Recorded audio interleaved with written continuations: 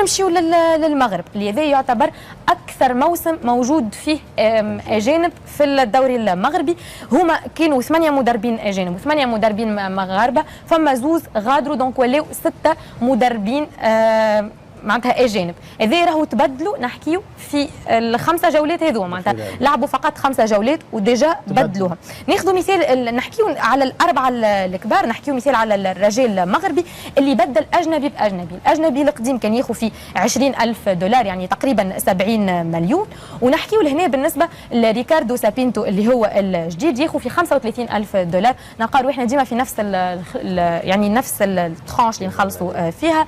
كيف نحكيو على اوبير فيلود بلبولي تحكينا عليه رينيك نورمالمون في الايطوال، نفس الكاتيجوري نتاع لي سي في الموجودين ونفس المساله. نحكيو على معين الشعباني مثل ياخذ في 30,000 دولار تقريبا، هوني موكوينا ياخذ كيف في 35,000 دولار. هنا تسائلنا علاش الفرق المغربيه تركز على المدرب الاجنبي خاصه السيزون هذه. نلقاو ان التوجه هذا ماشيين فيه. نحكيو على التسويق للبطوله، عندهم ملاعب كبيره، عندهم بنيه تحتيه كبيره، عندهم دوله اللي واقفه على البطوله. لو كاس العالم باش يشاركوا فيه باش ينظموه وحتى نشوفوا حتى الجوائز الكاف تتنظم في المغرب مرتين جرت بعضهم وبرشا مسابقات اخرى.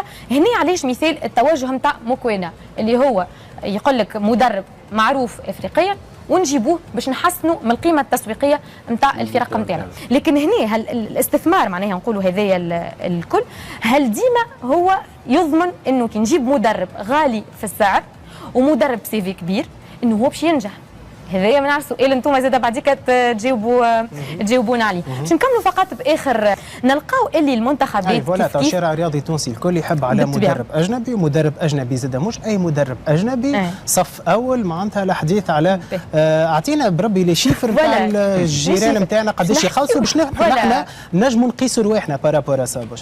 احنا رانا الجيران نتاعنا اللي ناخذوا ليكزامبل نتاع الجزائر 135,000 دولار اللي هي قبلها جمال بالماضي كان ياخذ في 200,000 دولار، يعني نحكيو على شيفر كبير على الاخر مقارنه بين احنا ناخذوا في 10,000 دولار اللي احنا رانا في التصنيف نتاع الرواتب الشهريه نجيو في الاخر بالكل مع مدغشقر، بوروندي، اثيوبيا، جيبوتي. معناتها اذا احنا بميزانيه جيبوتي واثيوبيا نحبوا نعملوا انجازات نتاع المغرب وكل، هوني ظهر لي صعيبه شويه المعادله.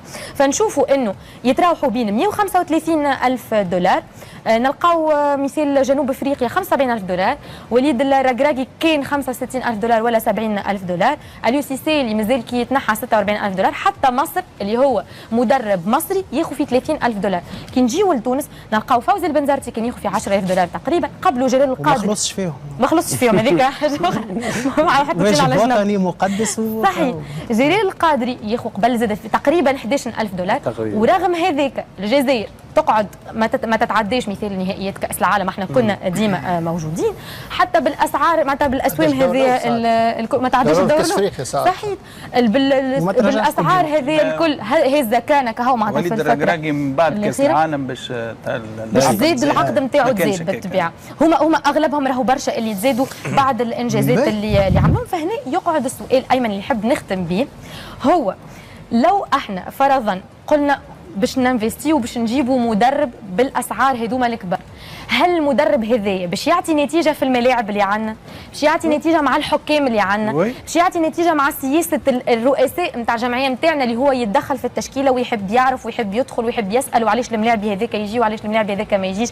الاسئله هذوما الكل جاوبونا عليهم انتم. هاني عطيتكم في كل بارتي دقيقه الكل نجيب نكمل معك بسرعه ما عادش عندنا وقت. فما موضوع الانتخابات المكتب التنفيذي للكاف اللي هي تقريبا ما عادش برشا عليها، ما مدى صحه طلب السيد كمال يدير انه يترشح لعضويه المكتب التنفيذي، والا فما مرشح باش يتم دعمه من قبل هيئه التسويه ولا لا؟ شوف تواجد توانسه في الهيكل هذا مهم برشا، خاصه بالنسبه لنا احنا اليوم راهو مسألة فكرة الأماكن ولا الكراسي الفارغة راهي لا سبيل إليه. شوف بالنسبة لسي كمال يدير نحن كلجنة التسوية ما عندناش حق بالقانون، بقانون الفيفا محسوم أننا مش نترشحوا باهي، لكن هذاك علاش أنا ديبيشي سي كمال ومدام برتاجي وحضروا الكونغري تاع الكاف أديس أبابا، كانوا ثم لعبة كواليس على الاقل ما تكونش فيها، تنجم تكون في اللجان وماك تعرف انت اذا تغيب.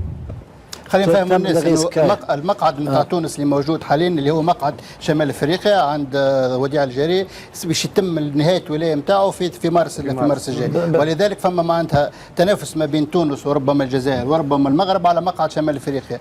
تونس وين من هذا؟ شوف بالنسبه للمغرب سيلاك جا ماشي للفيفا، هاني ابو ريده مصر ماشي للفيفا ديجا تنقح القانون نتاع 70 سنه. يبدو انه الامر سيحسم لفايت الموسيبي حسب كانوا لعبه الكواليس باش تحسب الموسيبي. تقول نحن اين نحن من هذا؟ نحن بصراحه توا وربما هذا الملف باش نكبوا عليه بدايه الاسبوع في ترشيح ربما شخصيه اللي عندها وزن وفهم للواقع الكرة القدم الافريقيه وكواليس خاصه الكونفدراليه الافريقيه. ما في شك بتنسيق كلي مع اصدقائنا ثم اسامي سي شادلي؟ نقول لك يلزم معرفه ودرايه بالكواليس الافريقيه. يعني يعطينا اسم زوز. ما عندناش توا الحقيقه مرشح واحد. فما اسم شاب. اسم عندك انت اسم نتحفظ عليه. تتحفظ عليه كان يحب يقولوا سي شادلي. هو فما اسم من الاسماء اللي ما يسالش انا جيت ما تحفظش على شيء. شكون اللي باش ينجموا ما يقال انه ينجم يكون بلال الفضيلي. والله اول مره نسمعوا، لكن ما ثماش اشكال وكان يكون مرشح تونس يتوافقوا عليه الجمعيه الواحد. هو الخبر انه باش قدموا مرشح تونسي، هذا هو الخبر. باش ندرسوا اللي ممكن يكون مثلا مع الجزائر ندرسوا باش تدرسوا الاسم والا باش تدرسوا هل سيتم ترشيح مرشح تونسي من عدمه؟ ندرسوا لانه باش ندرسوا الحظوظ زاده. وعندك سي وليد صادي هو مرشح نتاع الجزائر، نحن نشوفوا التونسي اسكو قادر باش يفتك هذا وباش نمشيو ندافعوا في مارسي، لكن اخر اجل مش يكون ندوز 12 نوفمبر هو الديدلاين نتاع. اكيد باش يكون عندنا متابعه. يعطيك الصحه سي شادي الرحمن، شكرا على رحابه صدرك ووجودك معنا واجابتك على كل هذه الاسئله. يعطيك الصحه. دونك نذكروا كان معنا ضيفنا لليوم السيد شادي الرحماني عضو لجنه التسويه المكلفه بالفيفا. الناس راي في جانب اخر، وهنا انا هذا اللي كان محب للكوره معناتها فكل في نوع من الشوفينيزم مع جيراننا. راهو توا ما نعرفش شنو راي بشير في الموضوع، اما توا تونس المغرب راهو الفارق اصبح كبير برشا. ملي قبل كنا يظهر لي البيت نوار نتاعهم. وتعرف اكبر دليل على انه فما مشكل في الحاضر نتاعك لا نوستالجي تنجم تسمع بها مره غنية ام كلثوم الاطلال تعاود تتفكر شويه ما بونتو نتاع في 78. مش نعيشوا بالماضي، ان نعيشوا بالماضي انك انت عندك مشكل في الحاضر نتاعك. لا وما عندك حتى